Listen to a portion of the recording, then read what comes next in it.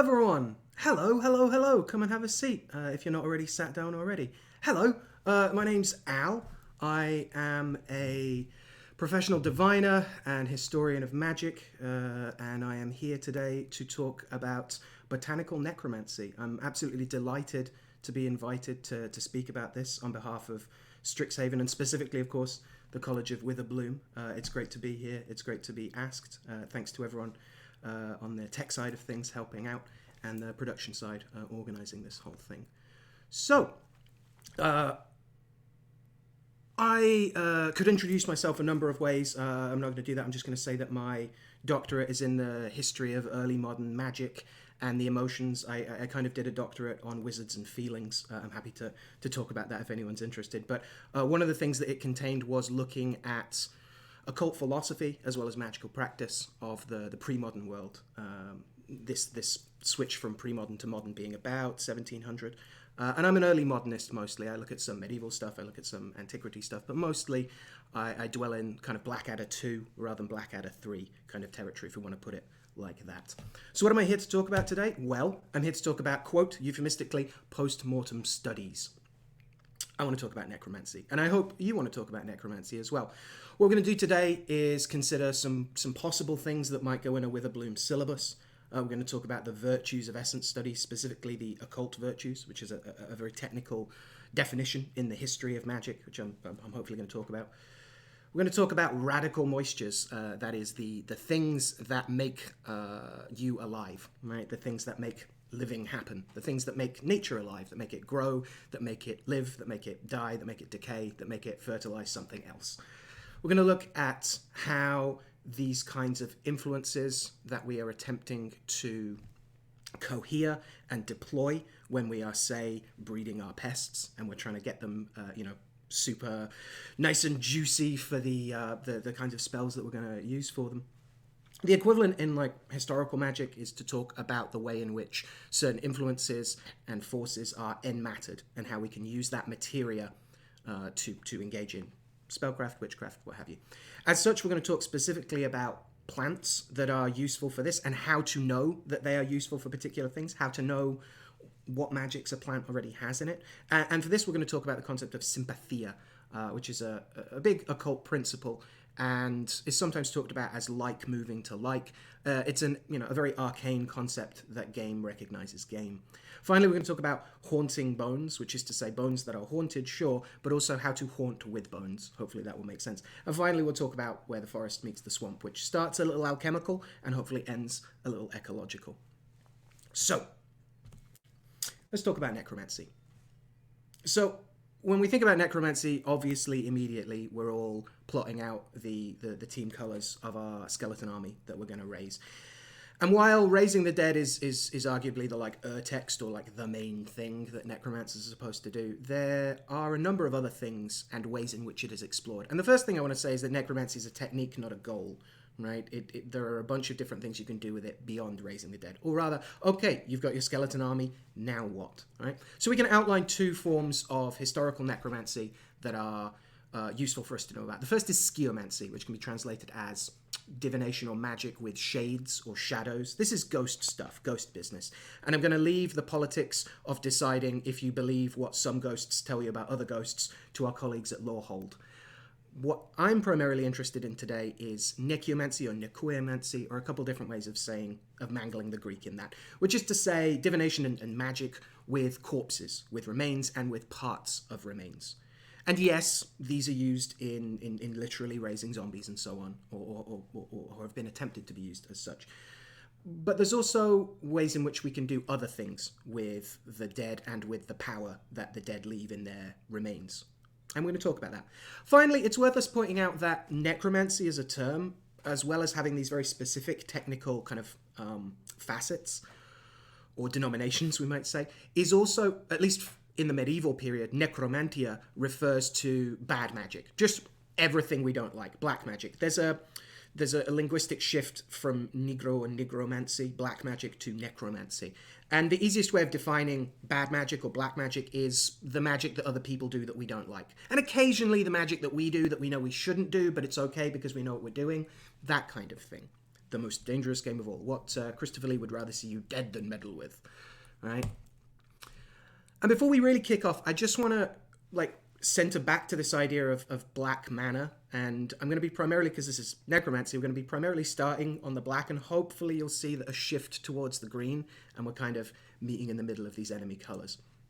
So the point I want to raise is just to bring up Giuseppe Muscolino's take on Porphyry, who is a 3rd century occult philosopher and theurgist magician, and he's one of the first writers to outline a model of, quote, black magic. And it's not just that it's evil and that black is associated with evil. He's pretty technical, right? This magic is called black. Black is, in fact, the symbolic color of the ground and of the dark matter, and therefore of the spiritual entities related to it. Black must also be the objects used during the magical ritual, the vestments used by the sorcerer during the execution of the rite, and also the animals sacrificed on the altar. And even the blood dripping from the sacrificial victims is similar to black wine. I mean, okay, so far so metal, obviously. But I don't raise this to, start getting into the grisly details of sacrifice, but rather to point out that when we think about mana and we think about how we pay for our monsters and our enchantments and our creatures and so on that we're bringing onto the field in a game of Magic, we can also think about it not just as CMCs, but as the flavor of the thing, as the energy that it's being given, the part or the flavor of the cosmos that it is corresponding to or being empowered by, and even the things that are used to do this act of necromancy that Muscolino is describing, Porphyry describing, are themselves black, right? Black as the blood and wine poured at midnight. And I want us to think about how we flavor or program the work that historical magicians have done. So, all of this to say, and I understand that history can be very boring for many people, so I'm going to stick to natural history, hopefully, or unnatural history, or supernatural history, whatever you want to call it. We're going to have to think about some core necromantic principles, right? Which may or may not cover some descriptions, if not definitions, of the organization and operation of a magical cosmos. Again, the main thing to bear in mind about, if we're talking about necromancy, certainly necromancy from pre-modern Europe and the, quote, old world, we need to be aware that magic, the practice of occult philosophy and sorcerous endeavor, spellcraft and so on, wasn't conceived by these people as existing outside of the laws of nature, at least not by the Renaissance. This is one of the main splits between the medieval period and the Renaissance. But we're not here to talk about history, we're here to talk about necromancy.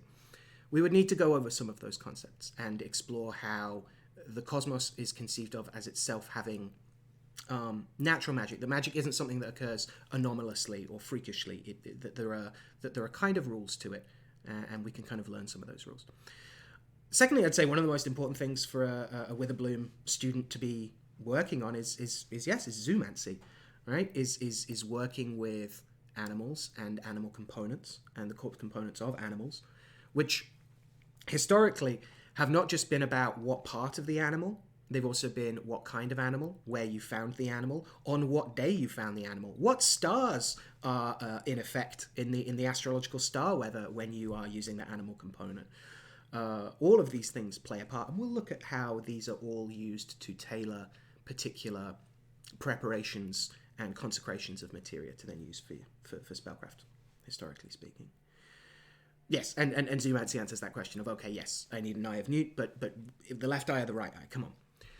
We also need to maybe examine a little bit of sorcerous botany. We need to look at some poisons and some wonders. After all, these animals are, usually finding themselves decaying in nature and then, paying forward, shall we say, in the grand circle of life, cue Elton John piano, that we're attempting to look at how the animal blurs into via the earth and its processes of decay and fertilization, produces new things.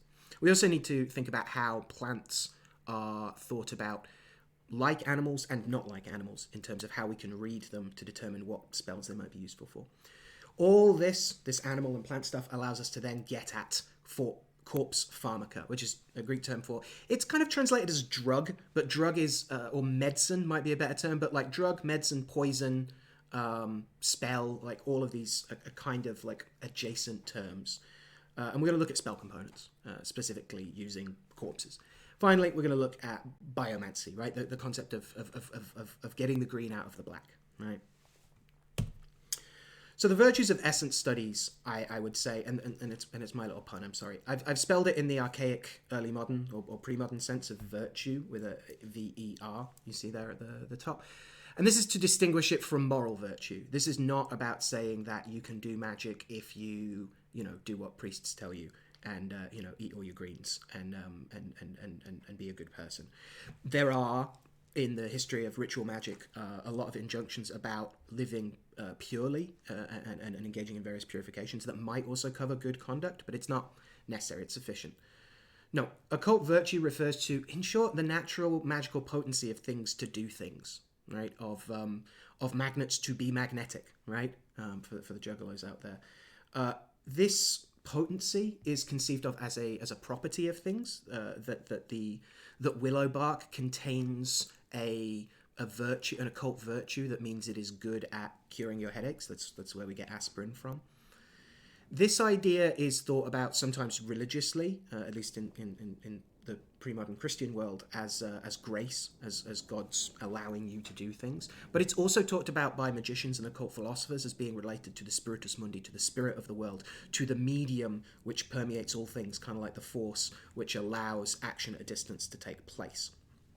For our purposes, I think it's very useful for us not to think about virtue as just, the electricity that God or the Big Bang or the biggest animist conception of spirit we can imagine kind of supercharges the universe and nature with this like electrical essence.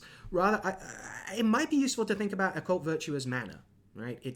And specifically the idea that virtue isn't just a singular power source. It has flavors. It has heat, it has cold, it has wetness, it has dryness, it has planetary qualities, it has astrological qualities. I'm going to talk about some of these. But in short, thinking about how magic was done historically and by many practitioners today, the idea is that you are cohering essence, you are cohering occult virtue, waking things up with it and sending them out to do stuff. That's one way we can think about this. Now, if we want to get really into the weeds of the philosophy of this is tied into Aristotelian metaphysics and concepts of active and passive principles and of form and matter. The idea that some things have a virtue or an ability to affect other things, and those things that are affected have an ability to be affected by them. It's very tautological, frankly, but it also lays the groundwork for Aristotelian scholasticism and a bunch of other things. It's historically significant, but again, we don't need to dwell on it because we're not talking primarily about history and dates and kings. We're talking necromancy. In order to do that, we need to think about these flavors of essences a little more. And one of the ways we can do that, especially when we're trying to get at essence studies being the fundamental examination of lifelink and death touch and things like that, of how to move life force around things, how to drain it and how to cultivate it. And a really useful pre-modern concept here is that of radical moisture. Now, radical not just in the sense that it just pulled a sick ollie, but that it's related to the root of things, radix, right? So again, the fundamental rootedness of ourselves into the cosmos, right? And we can think about a radical moisture like, despite being a moisture, like a spark of life. It is elemental fire's enlivenment of things. It is said that this fire moves the ever-beating heart, right? And the way we can conceive of these virtues being split into these different elemental and thermodynamic and humoral components here, humors relating to yellow bile, black bile, phlegm, and blood, these corollaries of the elements, that these allow us to chart the flavors and crucially the effects of these vital and vigorous occult essences, right? That's the idea here. And crucially, the manifest qualities, the hotness, the dryness, and whatnot, are the ways in which they're the levers in which we can shift one humor into another, right? If we want to Well, and also they're conceived of how change happens in the cosmos, right? If you put a beaker of water on top of a Bunsen burner back at your high school, science lab, then it's going to produce steam. The wetness of the water and the heat of the fire are said to combine and produce air. Now, this is all humoral theory stuff, right? Anyone that's done history of medicine will be a little bit aware of this. It's sometimes taught as like, the medicine we did before we invented proper science. It's sometimes also talked about as a personality test, right? Oh my gosh, you're such a phlegmatic. And that's certainly how it was used in the pre-modern magical worlds. But the important thing I want us to bear in mind here is that we are talking about the enmattering of influences, right? We are talking about this notion of this heat that brings life and this coolness that can refrigerate to death are handles by which we can manipulate things. Is the idea within ritual context and things. And crucially, these are used in necromancy to either enliven the dead, to excite or even inflame them so that they are more like the living, or we use it to deaden the living, usually through inhibitory or entombing acts, that we are closer to the dead and thus can speak to them more easily. Now, we get the reverse does happen as well, and crucially, deadening the living might also cover things like taking poisons in order to become closer to the dead, to be able to hear them or work with them or direct them to things.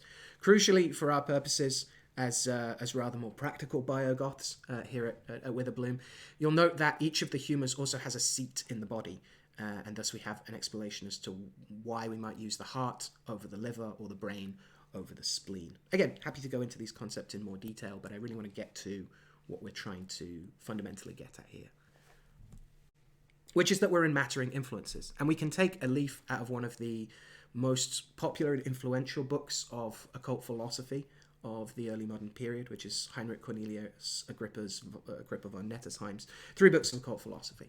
And he says this: if we would obtain any property or virtue, and we understand what we mean by virtue now, hopefully, let us seek for such animals or such other things whatsoever, and in which such a property or virtue is most vigorous. And I deliberately highlighted this word vigorous because, it means pertaining to life. It means making more alive, right?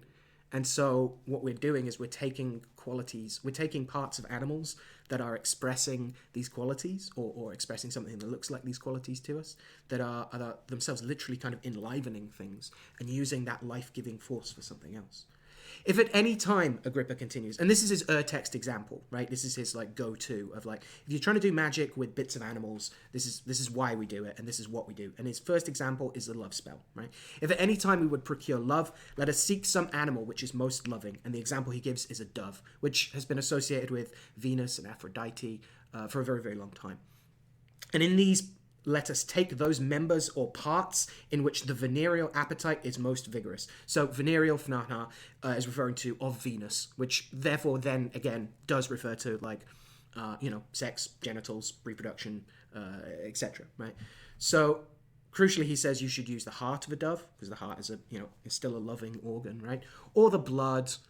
Or some of the parts of things, such as the heart, testicles, matrix, yard, which is a very generous word for the penis, sperms, and menstrues. And it must be done at that time when these animals have their affection most intense. So there's also a timing quality here, for then they do much provoke and draw love. This is the basis of Dove's Blood Inc., which the magical practitioners amongst you may be familiar with. Most of the time, many pagans are quick to assure us that dove's blood ink doesn't usually contain any actual blood of real doves anymore. Instead, it usually contains a bunch of herbs that are keyed to Venus and thus to bringing love through different means. But this is one of the examples of the ways in which animal components are used frequently in the history of quote, Western magic.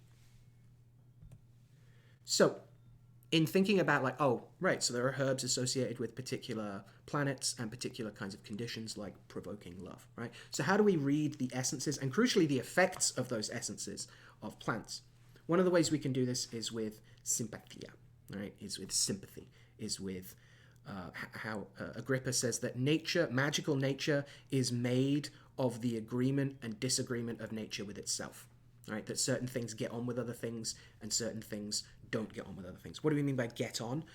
Encourage, galvanize, catalyze. What do we mean by not get on? Restrict, retard, make difficult. Now, these webs of sympathy and antipathy also stretch out like 6 degrees of Kevin Bacon. So, for instance, I believe foxes and crows are both considered sympathetic to each other, not because they share any fundamental quality, but because they are both enemies of the parrot, apparently. So we see here a bunch of like emblematic understanding of animals. Some of this stuff may well literally have been taken from Aesop's fables. And we see a bunch of like heraldic ways that we can approach plants and animals and things. But also we're talking about relationality. We're talking about the way in which parts of nature relate to other parts, and how if you grow some plants with other plants, they're companion plants and they'll help each other, and some will hinder and will argue. And that this strife and love, as Empedocles calls it, are really central principles of how the universe of both change and stability and of dynamism, stasis, and entropy can even occur at all, right? So what are ways we can determine general sympathy? Well, there are a couple specific kinds of sympathy. Many of them we can think about as morphology. What's the shape of the thing we're looking at? The most obvious one here is similitude. So Satyricon, which is sometimes called horny goatweed. There are many other things that get called that. It's a surprisingly popular name for a plant. It grows these little balls as roots, and many people look at the balls and they think they look like human testicles, and as such, or this is given as a reason that God has put that there, or the plant has developed this sympathy that like goes to like, and thus these roots are said to be good for a variety of things: impotence, male nature, a couple of things. That's similitude, when it literally looks like the thing. Then there's signature, where there may be something on the plant, markings, that can indicate what it's for. Lungwort doesn't actually look like lungs, but its leaves have a pattern on them that reminded someone of the pattern of bronchioles on lungs. And it is said to be good for respiratory conditions. So that's reading the book of nature, as it was said. Sympathy can also cover occult behavior. How does a thing grow? When does it grow? Where does it grow? With what else does it grow? And so I want us to consider the humble cemetery yew tree, such as the one we've seen here. There are many ways that this is already a tree of the dead. They're very, very popular throughout, Old England and the British Isles. In fact, it's said that rather than them being planted to guard cemeteries, it may be that the churchyards came up and built on top of the yew trees that were already being used in funerary practice. That's possible. Either way, one of the main reasons that yew is considered a plant of the dead is that it is poisonous. The berries, or the flesh around the berries, can be quite poisonous. And the wood itself, you should be pretty careful with, as it can also be toxic. One of the other main things, and here we're into again how to emblematically read a tree, is that it has a practice whereby it is said to be able to put its branches into the earth, and its branches can become roots and then pop up and grow again. So what we see here is a model of going into the underworld and then back out again. So it's conceived of that the yew tree, which itself is said to grow from the skulls of the dead of the graveyard that it's protecting, is itself going into and out of the underworld. It's a resurrection tree of sorts. Finally, branches of the yew are utilized in ancient Greek necromancy for lighting the way of the dead, and again burning this materia so that the virtues of the yew can float into the air as well, and so can nourish and flavor the dead that we're working with. So how does this relate to animals? Well, it's much the same. Flora and fauna are both said to possess natural virtues as well. So wolves are said to be an especially choleric animal, and so gathering the gall of a wolf, the organ at which the choleric yellow bilious humours gather, is said to be particularly good for fiery magics, right? The wolf is like ravenous and things. This is not anthropomorphization. This is not reading human passions or behaviour onto animals. No, this is a common sense of being able to read across the species barrier, as one historian of emotion has put it recently. So different animals have different virtues naturally, but their virtues, as can plants, can also be moderated and affected, and we deal with a kind of nature and nurture thing going on here. The essences of living things can be manipulated by a bunch of factors. You can expose them to things, right? Agrippa says if you're trying to make a love talisman, again, Love's talking about making love items, He says you can bury it at a dance school or in a garden or even at a brothel if you're doing like lusty kind of magics. And that this will gather that energy. He says, like when you put something in a stinking place, it'll start to smell bad after a while. And if you put something in a place that smells really good, it'll start to smell really good after a while. This exposure is going on. The other way that you can influence animals and plants to have particular virtues, if you're training them to be raised as spell components, is habituation. Is the habits that they accrue. Not only does an angry pest kind of radiate angry virtues, it's also going to get better at becoming angry. It's going to get more used to that. And this kind of essence studies and humoral theory has a lot to do with the good habits and the bad habits that we ourselves are attempting to be aware of and to regulate in order to have good, proper, harmonious health and things. The location that you find your pest or that you graze your pest in matters. Just as for a real life agricultural example, if you graze lambs in a field with a lot of rosemary in it, the rosemary is going to flavor their flesh. Right? This is exactly the same principle. As such, diet is also very important. Your pests are what they eat. Training, again, is a kind of specific behavioral habituation. Astrological timing matters. You remember Agrippa saying, if we're going to try and get the heart of a dove to make our potion so that so that we have best ability to not just attract a cool boyfriend, but be able to communicate honestly from our hearts. Love work can be many things. All of this is to say that many things contain essences. So color itself is said to have an essence. Remember, we talked about black matter at the start. Particular scents or textures or tastes, etc., etc., etc. All of these things can be built into these grand webs of correspondence that are designed to flavor by cultivation, manipulation, and deployment of other essences, the essence and the presence and effects of that essence in the plant or the animal or whatever it is we're dealing with. So what we're talking about essentially is doing magic on your spell components for your magics so that you can do better magics, so you can create better spell components, so you can do better magics. Sometimes the magic circle can be a positive feedback loop, and I like that. So I said we're not talking about ghost work, and I want to make an important distinction here between working with a ghost's bones and working with the bones of and working with human bones, right? So as I say, necromancy is not usually human ghost work. Usually, there are some exceptions, but we aren't. So how do I phrase this? We aren't. If you get so you got your skull, right? Naturally, we've all got a skull. So not yours, but like another one. So you've got your skull. You aren't only bound to only work with the ghost of the person who used to own that skull, who used to occupy that skull, the previous occupant. You could use that skull to call other dead as well, potentially. So you could use that material component to work with a number of different ghosts. So that's what I'm getting at here. Is not doing this so that we can call the ghost that used to live in these bones. So what are examples of ways of working parts of human corpses historically for particular magical effects? One of the most famous is probably the Hand of Glory. We're probably well aware of this, whether we've seen the Wicker Man or what have you. The older one. The bees. The concept here is that you take the thief, the hand of a thief usually, or someone who has been hanged on a gibbet. So you go and cut a dead man's hand, or a dead person's hand, and then you render the fat down in some spells. You put candles, or you make the fingers into candles, and it's a device for stealing. It is said to make everyone in the house like magically deep sleep, so that you can go in and steal all the things. But again, you are not it may be the hand of a thief, but you are not explicitly conjuring the ghost of that thief to help you do anything.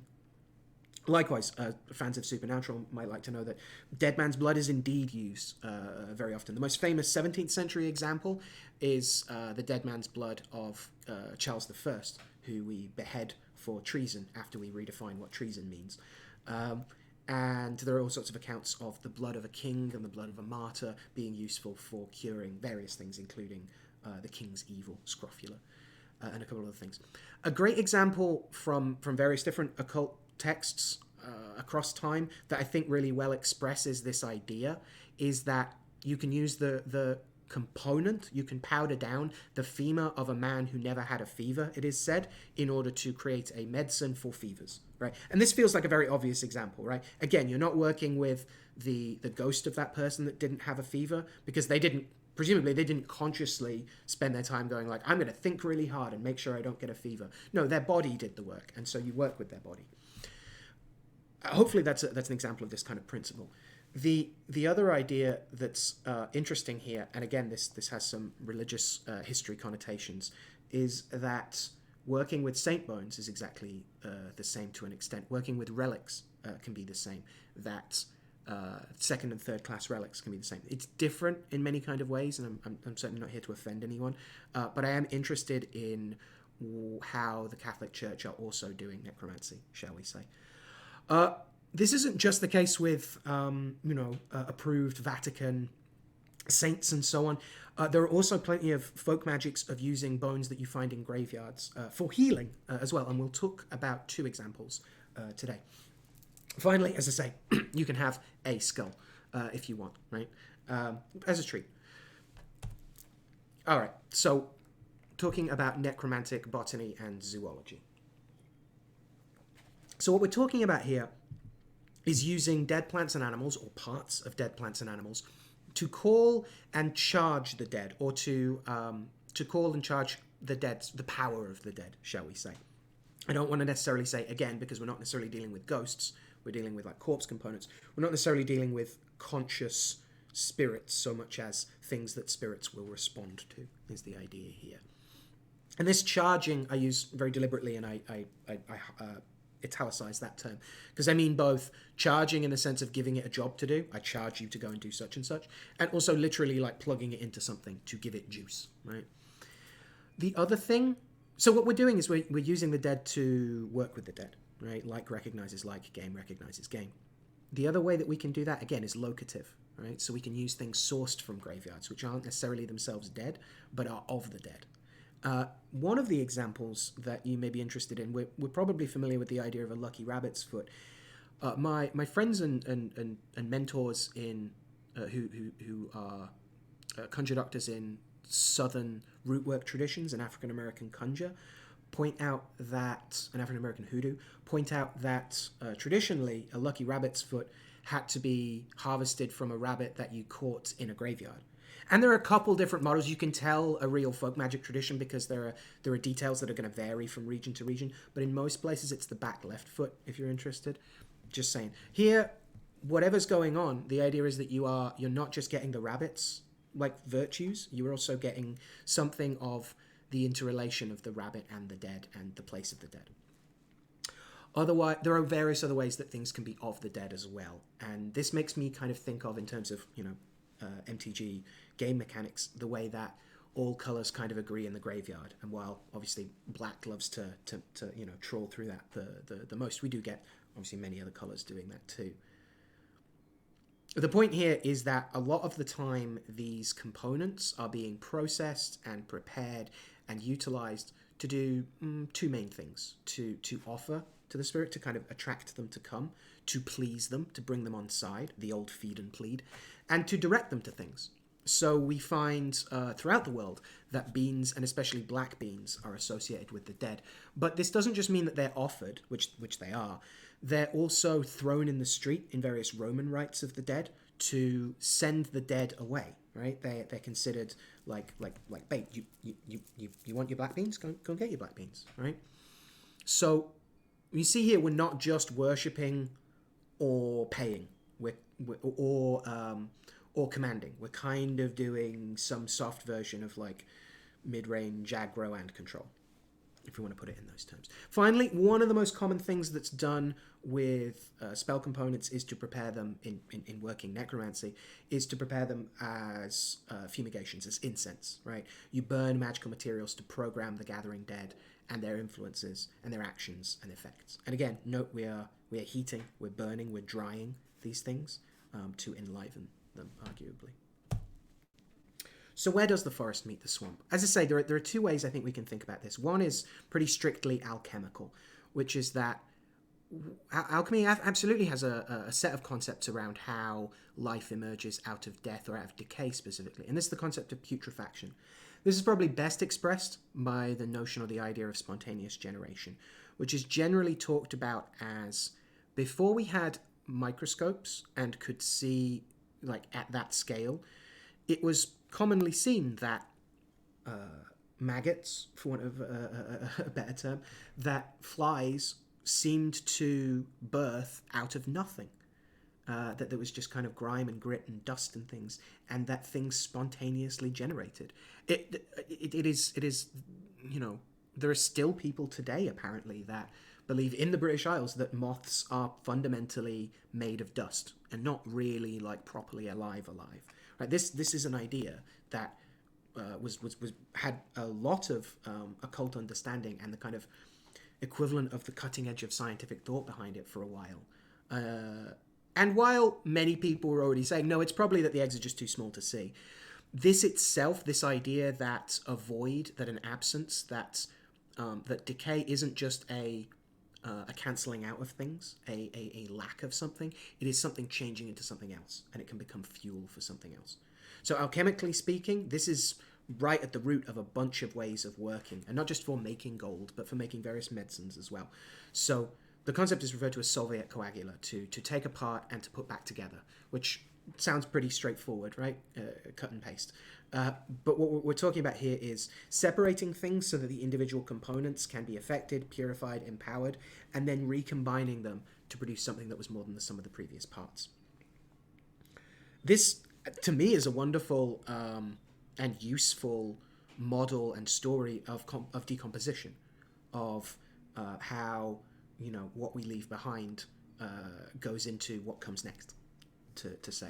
And yes, of course, the dead can deaden, and in most traditions, even those world traditions of, you know, ancestor veneration, where the dead are not inherently uncanny or aren't necessarily indicative that something has fundamentally gone wrong with the cosmos, but can be, you know, helpful ancestors and things.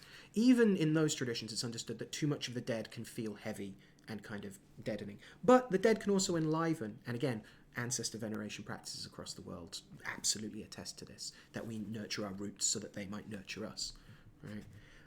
And again, this concept of composting more generally, as we move from like a specific individualist model to a notion of not just a spiritual or material, but both a spiritual and material, a naturally magical sense of nature, right? And in this sense, right, necromancy is ecological. We deal with what's left behind, right? So we have to work out how to process this stuff.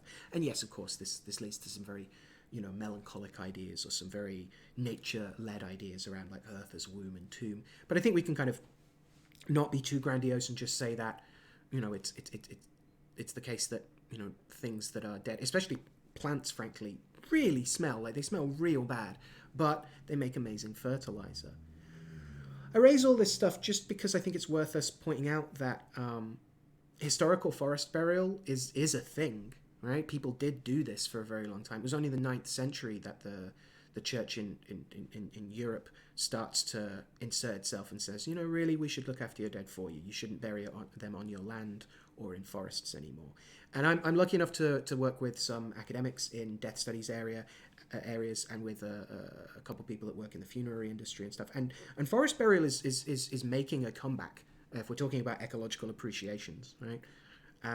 Partly because it's a real issue of overpopulation in some places. And so all of this is to say that I hope we can see that, you know,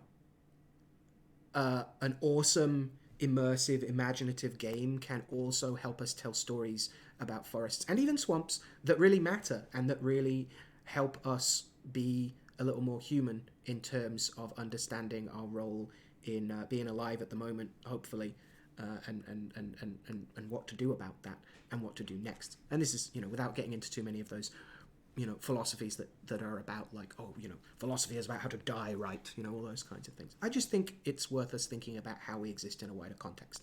And of course, hopefully, responsible necromancers are indeed, as the meme says, reusing, recycling, and reanimating. I want to leave you with one example of the way in which the dead can come forth to bring new life and to grow and to even regenerate, if we're going to talk about game mechanic terms. I don't literally mean bringing back from the dead here, but I do mean healing.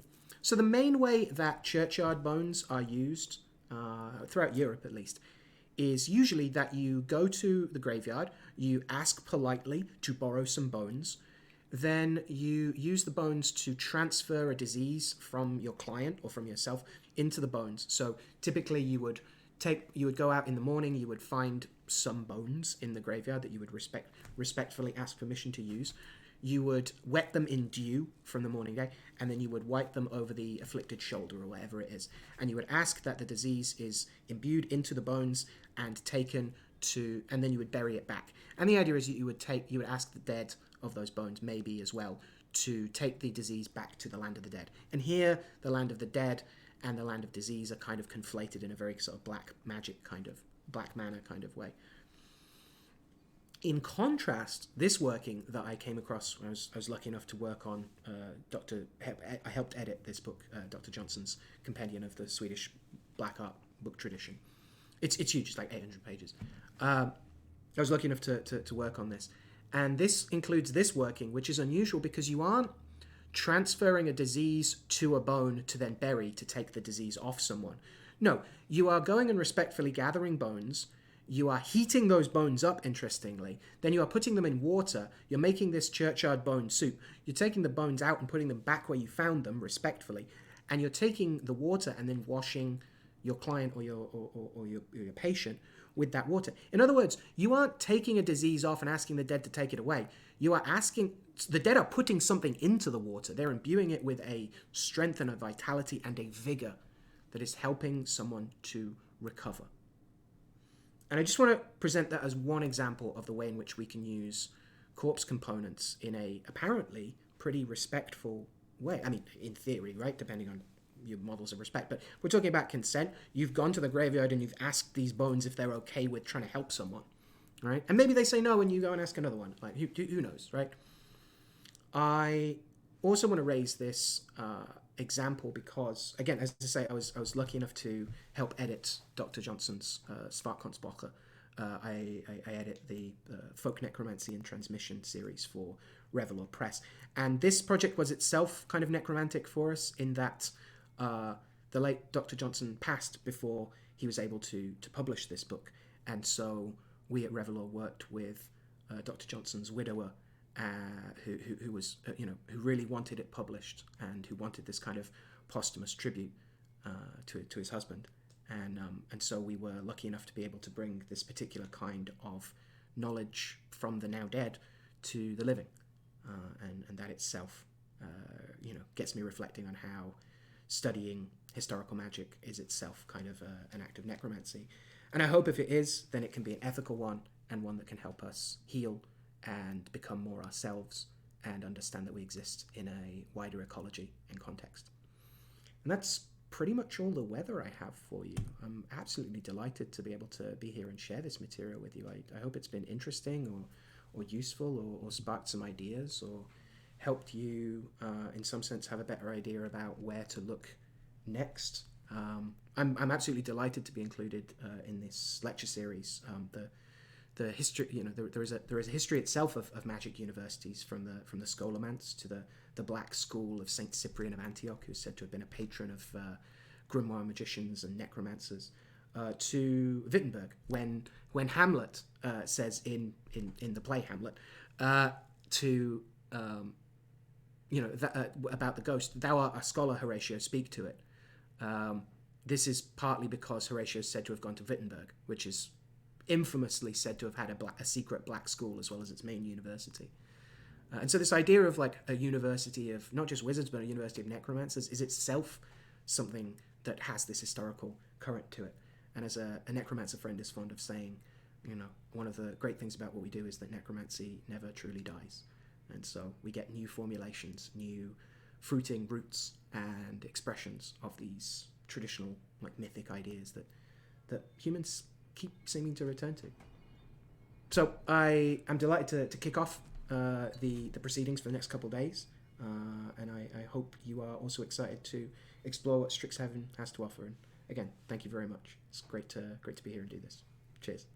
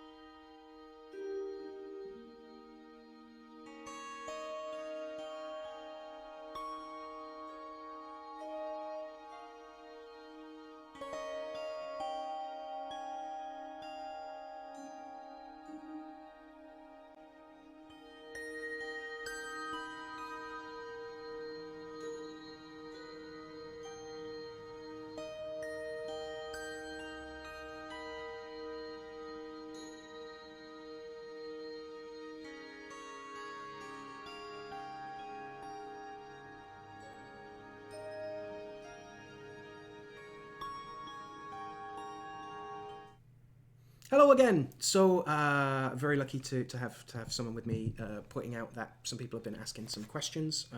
Apparently one of the first ones was about my YouTube channel. I do have a YouTube channel. I think it's just Dr. Alexander Cummins. Very inventive of me. I have not uploaded to it for a while, but I do have some stuff on there. Yeah. And I've got a couple links here to other places you can find some of my things. All right, so I'm going to have a look through the chat and see what was going on.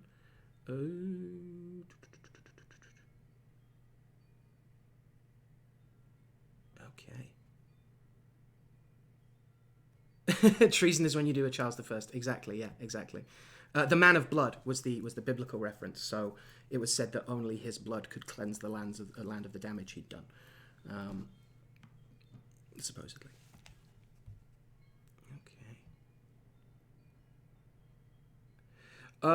Yeah, I mean, these are like in terms of plague magics. Yeah, the dead are highly utilized in plague magic to either keep them away, or to soak them up, or to placate them. If you get a lot of restless dead around, that can cause that's a public health issue basically by most cosmology standards. You know, if you have too many restless dead who weren't buried properly, or died violently, or without proper rites of whatever sort, or without being remembered, then they can hang around and cause problems. I love old ossuaries as well. Bone cathedrals for the win, absolutely. Yeah. Oh sure, yeah. Sorry, absolutely, yeah. Yes, someone's pointed out that they love old ossuaries and bone cathedrals, and I do too.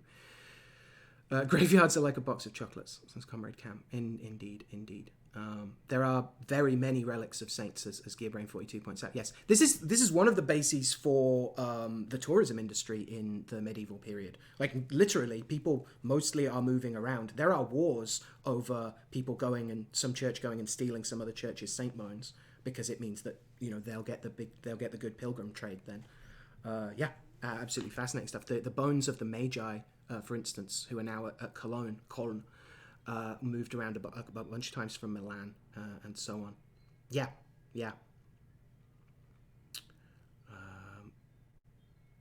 Shufi Poofa says, "I just found my school of magic." I hope that's Witherbloom. I hope I'm representing my side well. Comrade says, okay, so capture a rabbit in a graveyard and its left foot, steal rabbit's mana. Kind of, yeah. There is a real sense in many folk magic traditions that there is a set amount of energy, and that it's quantifiable, and that you spend it and you can gather it and you can save it, right? So it's very adjacent to concepts of mana, actually, in some key ways. Hydra Moose says, this is how goth people recruit. Absolutely it is, yeah. Come to the dark side. We have cookies.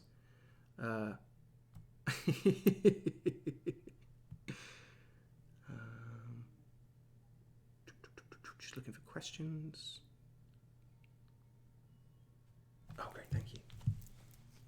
I've sent some questions over to me. Wunderbar. Oh, great, yes. Okay. So, yes, I was asked, so I touched upon African American necromancy. Is there more stuff for other cultures? Yeah, so I'm mainly an early modernist. My professional practice is based around modern versions of early modern European practices, what gets called cunning craft, which is a local village wizards and wise women who mostly did unbewitching and a little bit of divining and summoned spirits and things. And that's kind of the main tradition I work in. But I've trained and have colleagues from a variety of other professional walks of life.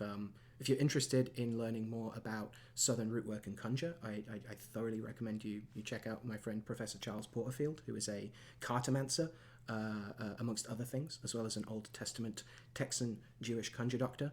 And the dead are very present in African American hoodoo and conjure to a certain degree.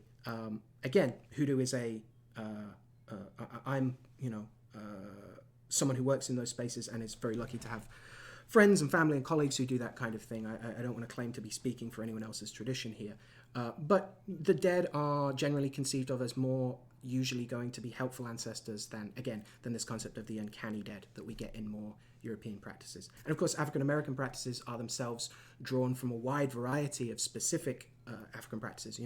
In some ways, the West African practices of Yoruba people are very different to the Central African practices of the Congo. We need to be very careful about not saying like the country of Africa, right?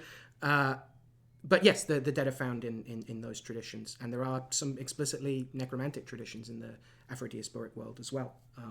I don't think most Paleros of Palo Mayombe particularly, would have a problem with referring to what they do as necromancy. Many other traditions might say, well, we're not about forcing the dead to do things, but we are about honoring our ancestors that they might help us, which is definitely the case in, say, Regla de Ocha and things like that. Next question. Dr. Cummins, what is your view on future iterations of necromancy with regards to cybernetic implants and android technology? Whew, wow. I'll say that historians are often infamously bad at predicting the future. Diviners might be a little bit better. I think we have to see. One of the reasons I like talking to modern folk magicians and people that do work for clients and their spiritual and religious communities is that, to an extent we work with what we have, right? I'm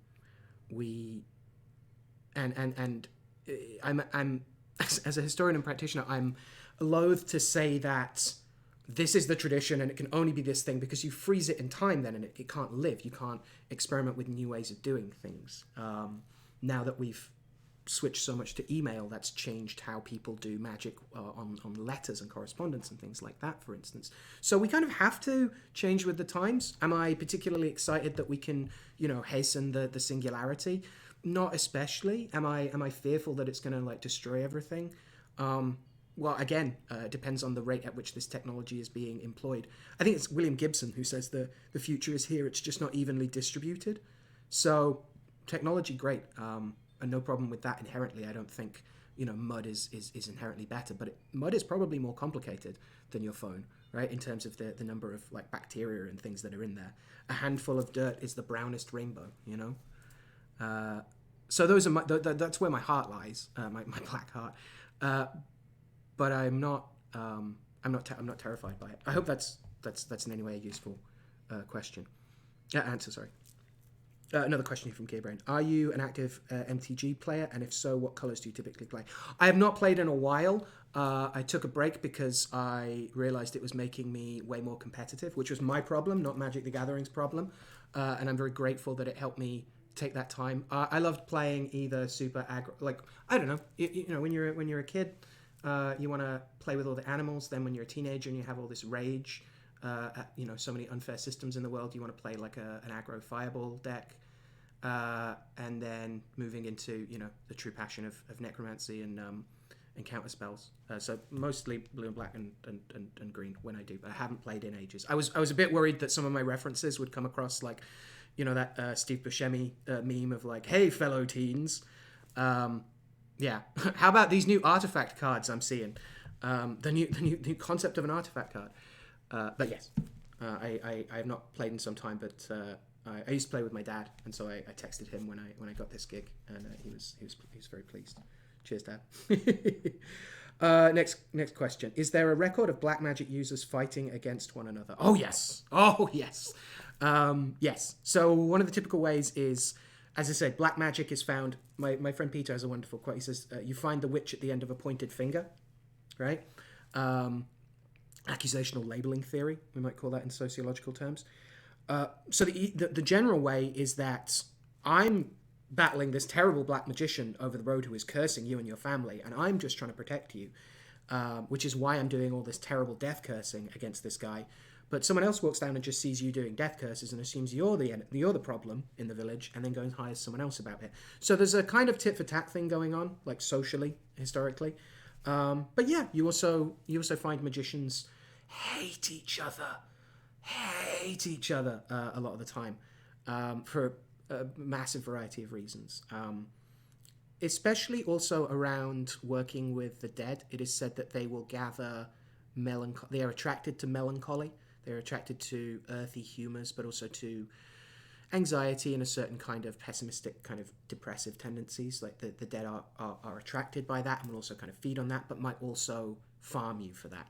And so, there are plenty of traditions and stories of magicians getting at odds with each other. Sumpfish254 asks, are there any ties between household spirits and necromancy practices? Yeah, so I use the term folk necromancy, which I thought someone else had come up with, but I think I maybe read it in a dream or something. I like this idea because I want to cover both like the really, really weird, Latin dribbly black candles, big rites of formal necromancy, but I also want to include the everyday stuff that so many people around the world do, where you just, while you get up and make your coffee in the day, you maybe make a little extra one and you put it in the corner for grandma, right? Those kind of ancestral venerations, those kind of everyday interactions between the living and the dead totally count for me. So yeah, absolutely. Then in many traditions, there's an idea that, again, because a lot of European people used to bury their dead under their own house, right? So you knew where grandma was. Why would I put her somewhere else? That's weird, right? How culture changes. How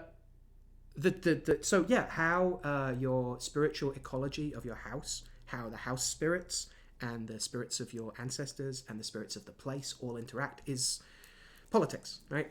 Most folk magical lived traditions are about like working out how to navigate those different spirits so that everyone is kind of getting on with each other.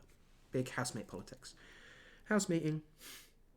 Kelpie Le Monstrier asks, what about necromancy traditions in Eastern mythos and traditions? It seems to the topic is usually told with a Western perspective. Yes, absolutely. I am a trained historian of early modern Europe and some stuff into the New World as well, in the so-called New World, into the Americas. I've written a couple articles and things for some academic books like that.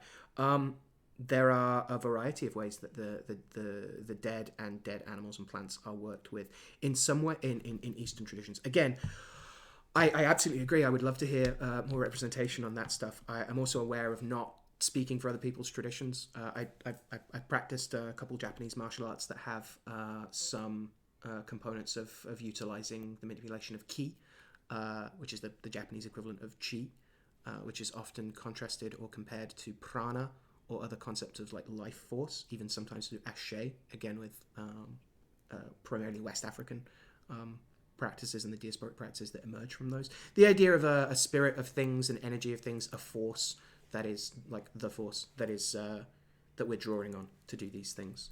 And yeah, it would depend. The Chinese black magic ku, that might be a good place to start looking.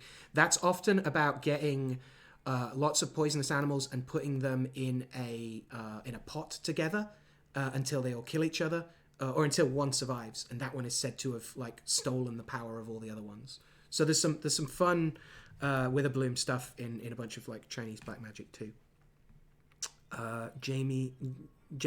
Unyielding says, I'd love to know more about how Egyptian, Norse, or Greek cultures use these ideas.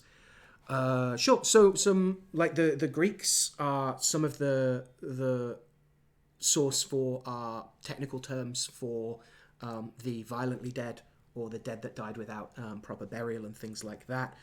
Norse traditions are very different, but you do get the Greek and the Egyptian kind of combining with things like the Greek or Egyptian papyri, or the late pagan synthesis as a whole. When Alexandria is this great melting pot, this huge melting cauldron of different people, whether they're pagan or Egyptian or Hellenic or Jewish or early Christian, all coming together and kind of swapping their sorcery and things like this. And the PGM, as it gets called, the Greco-magical papyri, as well as the Demotic text and a couple of others, are great examples of this great fusion in the late pagan synthesis of all these people doing this kind of different stuff and kind of talking to each other as well.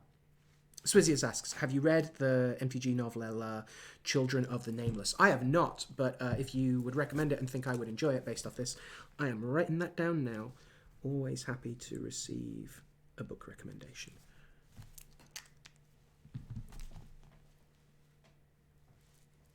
Great.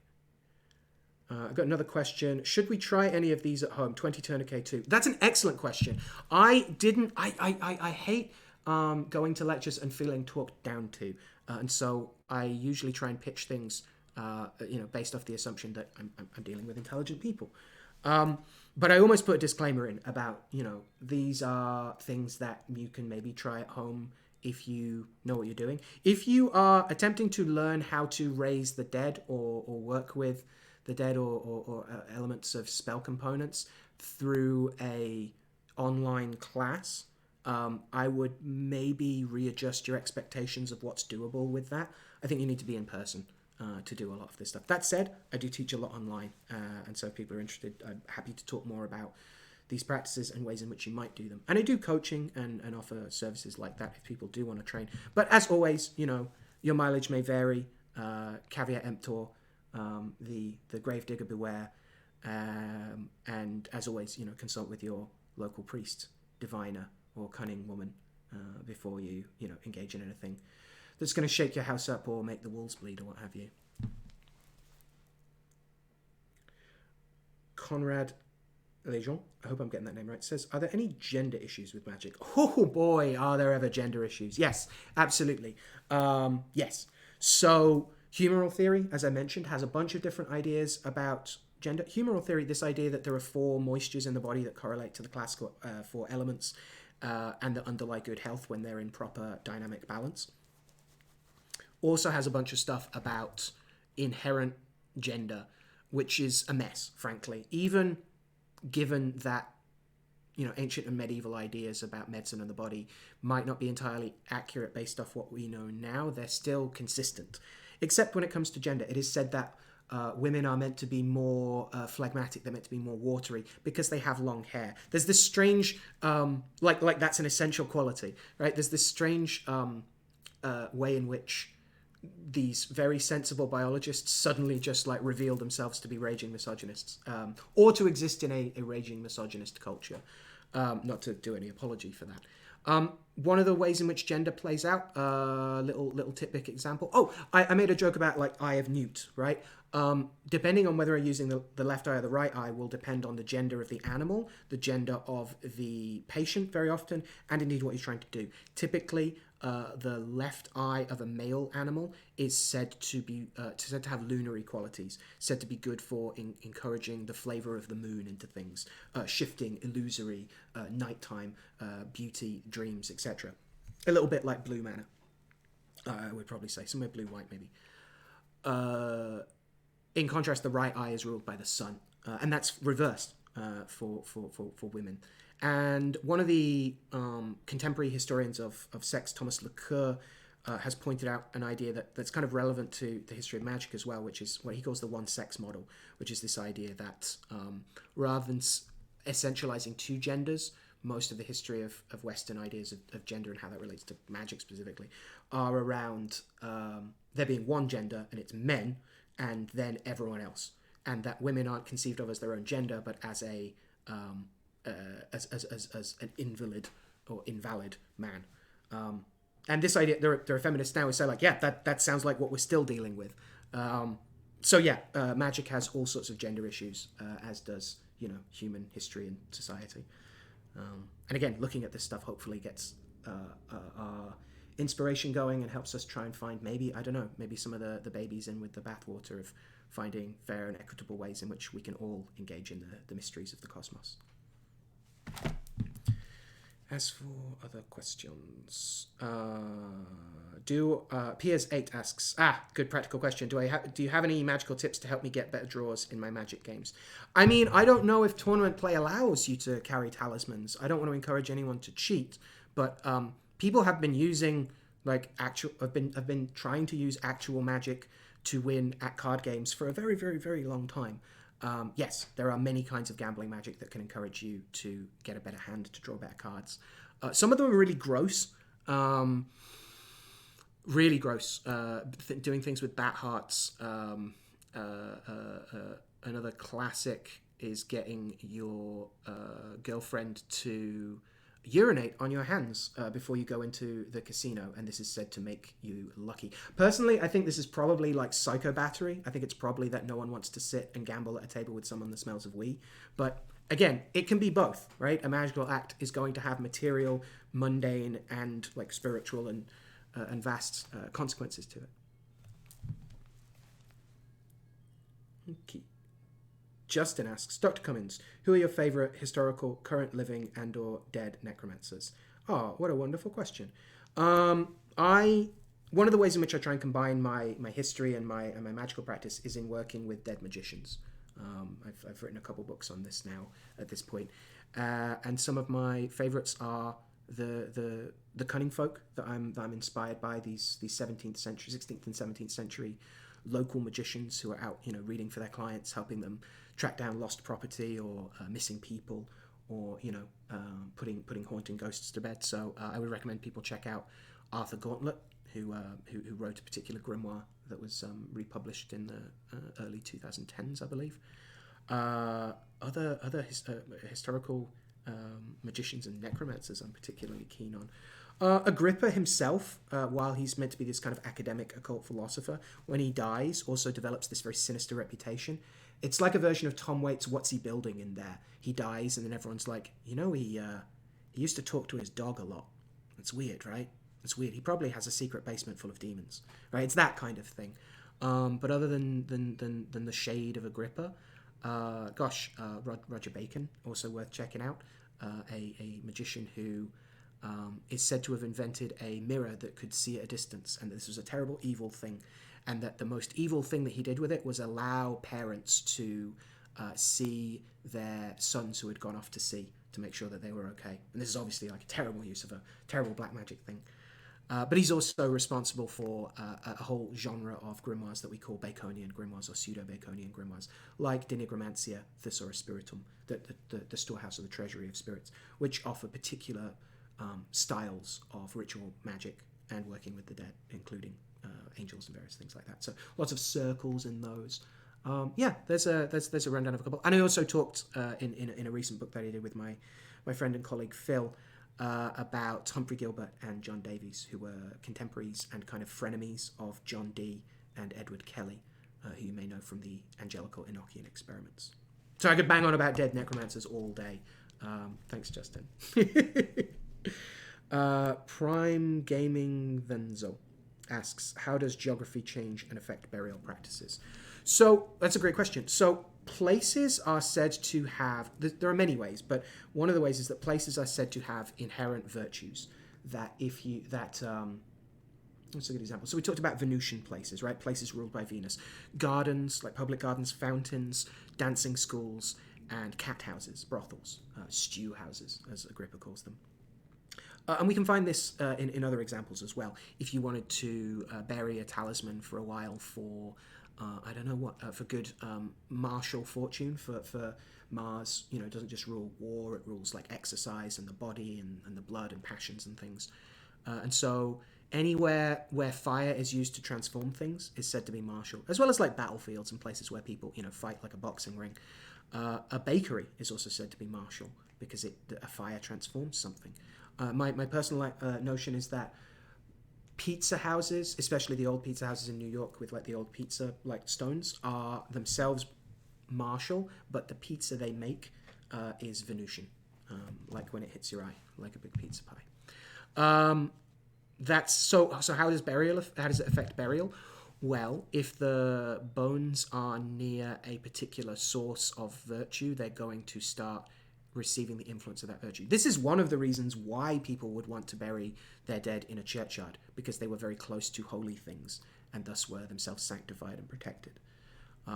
But likewise, the bodies of suicides were often barred from being planted in consecrated ground, and so would be buried at crossroads, sometimes with stakes through them. Sometimes these stakes would be like 6, 7, 8 feet long, and so what you would have is just this stick poking out of the ground, and things were hung from that as well.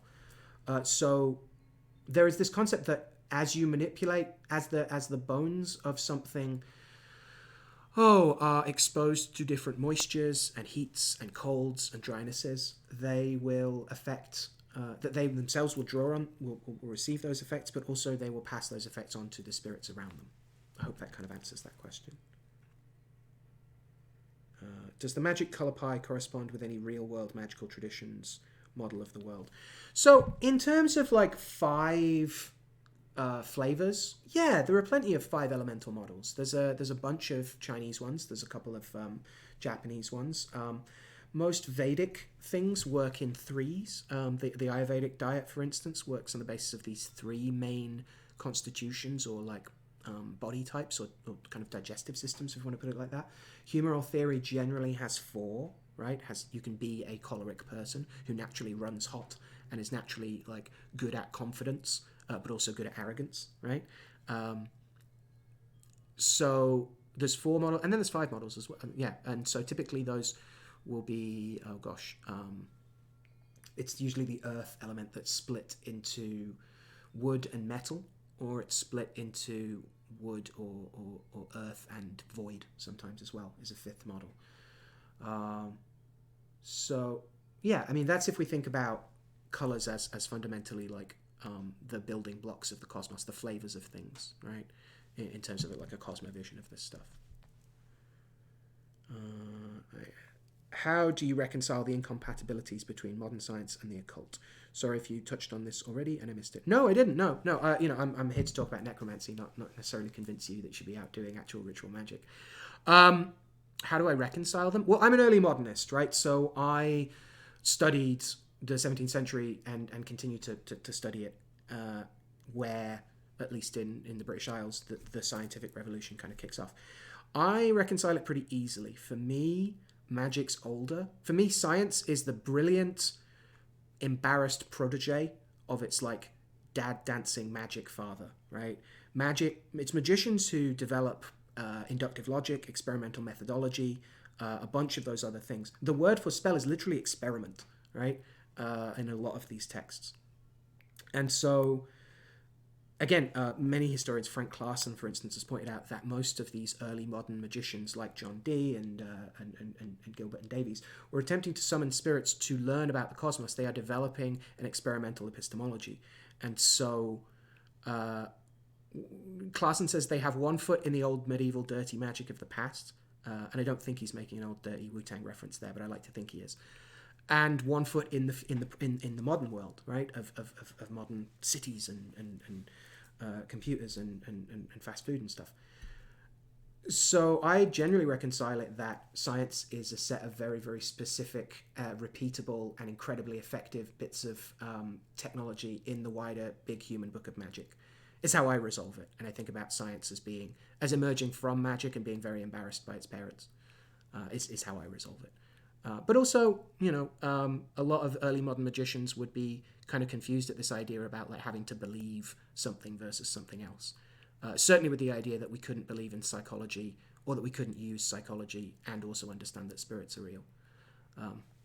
Yeah. Okay.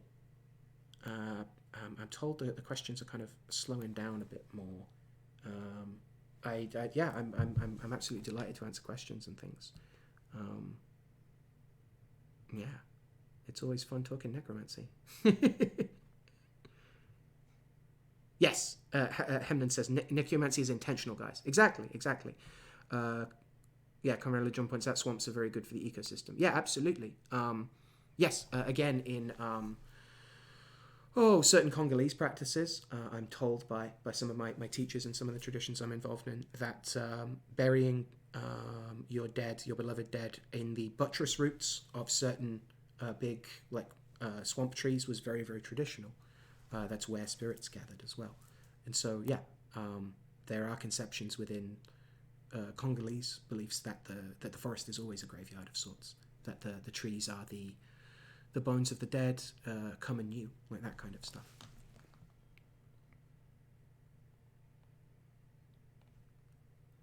Oh, someone also said dust moths are cool. Yeah, I worked with a girl when I was doing my work experience for people that didn't grow up in the UK. When you're like, what is it, like 14, 16? You're asked to go and like work for a week in like your mum's office or something to see what work it's like. And I had a sweet job. I worked at Sarehole Mill in Birmingham, which is one of the bases that Tolkien used for the Brandywine River and the Shire. and I was a theatre and education person, so I would dress up as a Victorian urchin and explain how the cider press worked to school kids as they came. It was a sweet gig. But I worked with a lass who one day there's this moth in the room, and I was trying to shoo it out carefully, and she was like, "Why are you trying to do that?" And I was like, "Well, it's alive. I don't want to kill it if I don't have to." And she's like, "Oh, it's not really alive. It's made of dust." And I was like, "Oh, they still make you, like a Betamax video or something." Yeah. Imagine.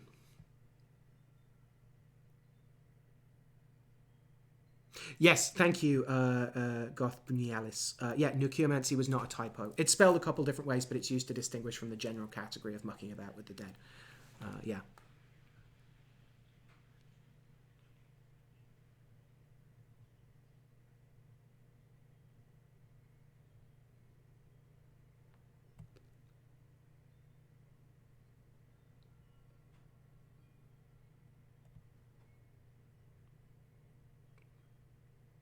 Sure, no worries. I just had a word in my ear.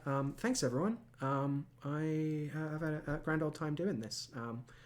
Yeah, I'm looking forward to the rest of the talks coming up over the course of the next couple of days, and wishing you all the best. Thanks again. Feel free to drop me an email or something if you'd like to talk about any of these ideas a little more. And yeah, necromancy never dies, and hopefully our stories that we continue to tell about our forests and our swamps can help us engage with our own dead, with our past, with our future, and with the present.